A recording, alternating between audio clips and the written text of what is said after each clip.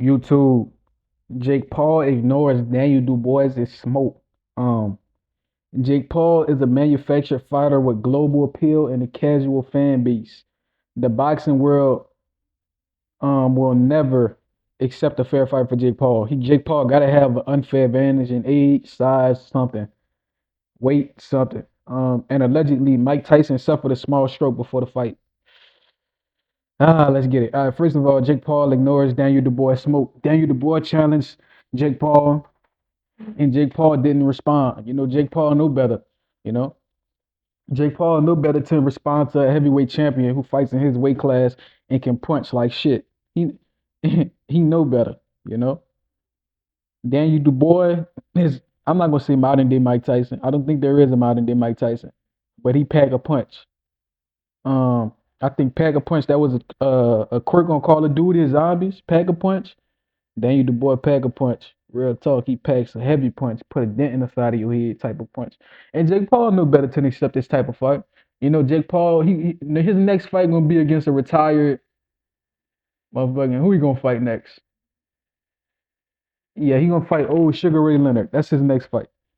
Yeah, he gonna fight Sugar Ray Leonard, a 140, a welterweight champion. That's who Jake Paul gonna fight. And the people gonna say, "Nah, he a Hall of Famer. Nah, this is a good fight right here, boy. You don't understand, but you don't know boxing, buddy. This is a good old fight right here, boy. Leonard, Sugar Ray Leonard versus Jake the White Hype Paul. This is a good fight, boy." And I'm gonna look at y'all like y'all fucking stupid. And I told y'all, I'm telling y'all, his next fight either gonna be Sugar Ray Leonard, Evander Holyfield, Lennox Lewis, or Andre Ward. That's who his next fight gonna be. And I'm gonna be like, I told y'all, goofies, because like he don't want that. He don't want smoke. He don't want smoke. He want a touch. He want an easy touch and a big payday. And the sooner he admits that, the better. And when Jake Paul says, "Bro, I'm in this shit to get paid. I don't care about legacy. I don't care about nothing." As soon as he says that, I'll get off his ass. But until he says that, I'm on his ass. The day he says, "Yeah, I'm doing this for money. I don't really care about legacy. Don't take me serious," then I'll be like, "Okay, cool." But until he says that, I'm on his ass. You know, he ignoring that Daniel Dubois smoke, and he a manufactured fighter. He is definitely a manufactured fighter. Um, he's been built well. They say fighters like Devin Haney been built well. They say Jerron Boots Ennis been built well. No, this man has been built terrifically. He knocked out a 40-year-old. I don't know how old Ben Askren was when he knocked him out. He knocked out Ben Askren, knocked out Tyron Woodley, knocked out Nate Robinson. He knocks out basketball players, and all of a sudden, he the best boxer that ever exists. He beat up Anderson Silva, and who else who he fought against? He fought against some cab driver, some tomato packager, and beat him. And then he lost to Tommy Fury, and people don't even acknowledge that Tommy Fury beat him. It's like people got selective memory. It's just like when Ryan Garcia quit against Tank. People forget that Ryan Garcia took a knee versus Tank Davis. He beat Devin Haney. All of a sudden, he the best thing since sliced bread. So history don't exist with these dudes. Apparently, history don't exist. You know, Ryan Garcia quit versus Tank. But he followed Tank around to get his number, and all of a sudden, he the hardest thing walking. So that him and Jake Paul, they were on the same. They're in the same category. Social media fighter with a global fan base, and global appeal and casual fan bases. A lot of Ryan Garcia fans racist and fangirls. A lot of Jake Paul fans are middle-aged, Midwest white boys who want to live the good old American dream through Jake Paul. So I mean, it is what it is. He got global appeal. They got fan bases all around the world. Um, but most all their fans casual. When you ask their fans to talk about boxing, name the first five punches in boxing. Five, six punches in boxing. They can't fucking do it. They don't know. They don't know six punches in boxing. Name some defensive moves. Name the champions in the weight classes. They can't fucking do it. Name the top contenders, the top prospects in the weight classes. They can't fucking do it. Ask them about any boxing game history. They're not gonna know. All they know is Jake Paul and Ryan Garcia. That's all they know, bro. These dudes goofies. So they casual fan bases give them a lot of power, a lot of buying power. The casuals, they want something to be attached to, so they're gonna buy everything and they're gonna rep off. They're gonna rep off it, even though it's nothing. They're gonna rep off Ryan Garcia going to Asia to Japan to fight somebody that nobody cares about. They're gonna rep off of Jake Paul beating Mike Tyson and say he a bad boy and he good at boxing.